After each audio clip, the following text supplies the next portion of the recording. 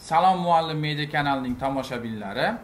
Sizlarni yana bir bor ko'rib turganimdan juda ham xursandman. To'g'rirog'i men sizlarni ko'rayotganim yo'q, lekin sizlar meni ko'rib turganinglardan men juda ham xursandman. Bugungi video darsimizning nomi so'z haqida so'z. Bundan tushunib olishingiz mumkin, demak bugun so'zlar haqida fikr yuritamiz. Hammamiz ham so'z yodlaganmiz, yodlayapmiz. Bundan keyin ham yodlaymiz va biz bilishimiz kerak bo'lgan narsa birinchi o'rinda o'zi ingliz tilida nechta so'z bilishimiz kerak. Ingliz tilidan qay maqsadda foydalanishingizdan kelib chiqib, turli miqdordagi so'z bilishingiz sizdan talab qilinadi. Shu haqda hozir gaplashamiz. Demak, qaysi til bo'lishidan qat'iy nazar, olimlarning hisob-kitobiga ko'ra, kundalik ehtiyojlaringizni qondirish uchun sizdan 1200 tadan 2000 tagacha so'z bilish talab qilinadi. Bu degani, agar siz shuncha so'z biladigan bo'lsangiz, qaysi til bo'lishidan qat'iy nazar, shu tilda erkin muloqot qilish imkoniyatingiz paydo bo'ladi. Endi sizlarda ko'pchiliginglar abituriyent bo'lib, demak, O'zbekistondagi oliygohlarga kirish uchun ingliz tili imtihonlari topshirasiz. Shundan kelib chiqadigan bo'lsak, sizdan 3,5 tadan 4000 tagacha so'z bilish talab qilinadi va shu orqali siz testlarni yaxshi yechib, yaxshi natijalarga erishishingiz mumkin. Endi chet elda o'qish yoki O'zbekistondagi chet el oliygohlarida bilim olish niyatidagi yoshlarimiz IELTS imtihonlarini topshirishadi. Demak, bu yoshlar uchun 7000 taning atrofida so'zni puxta bilish talab qilinadi.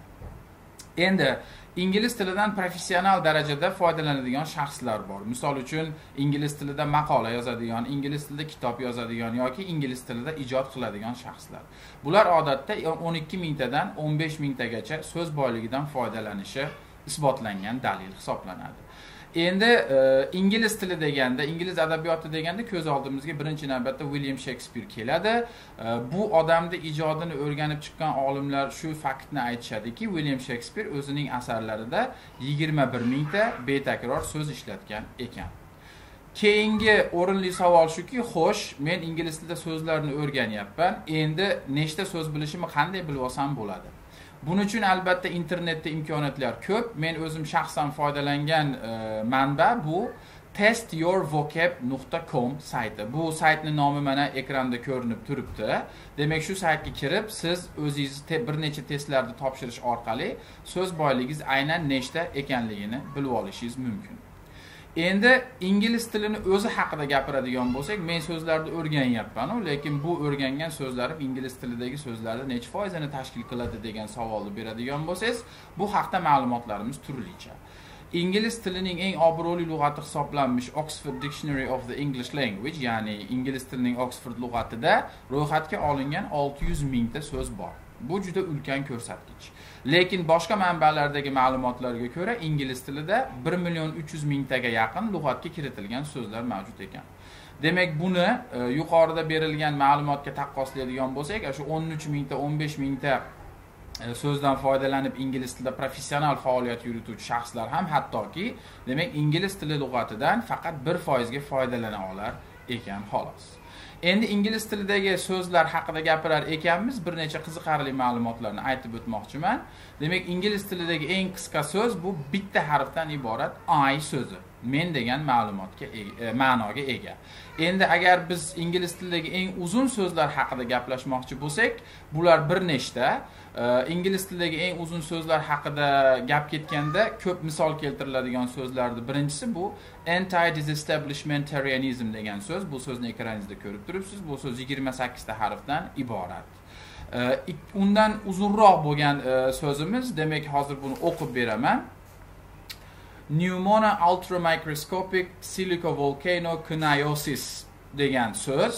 Demak, bu so'zimiz harflari, demak, ekranda ko'rinib turibdi. O'zingiz sanab nechtaligini bilib olishingiz mumkin. Lekin bular har qanchalik uzun so'z hisoblanmasin, bular ham eng uzun so'z emas. Ingliz tilida eng uzun so'z nechta harfdan iborat degan savolimga eng jasur o'quvchilarim 100 ta, 150 ta harf degan taxminni aytishgan, lekin bu ham to'g'ri emas. Demak, tayyormisiz to'g'ri ma'lumotni eshitganim? Ingliz tilidagi eng uzun so'z 189,819 ta harfdan iborat.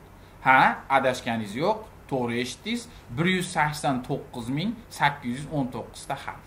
Endi agar siz bu so'zni kompyuterda terib yozib chiqadigan bo'lsangiz, 70 bet hajmni egallaydi va agar siz bu so'zni talaffuz qilmoqchi bo'lsangiz, 3 soat, 3,5 soat vaqtingiz ketadi. Endi yuqorida aytib o'tilgan uzun so'zlarning mazmunlariga qiziqadigan bo'lsangiz, marhamat, internetga kiring, izlaning, toping, ularning ma'nolari, qay holatda ishlatilishi haqida ma'lumotlarga ega bo'lishingiz mumkin. Hurmatli tomoshabinlar, bugungi video darsimizda sizlarga yetkazmoqchi bo'lgan ma'lumotlarim shu edi.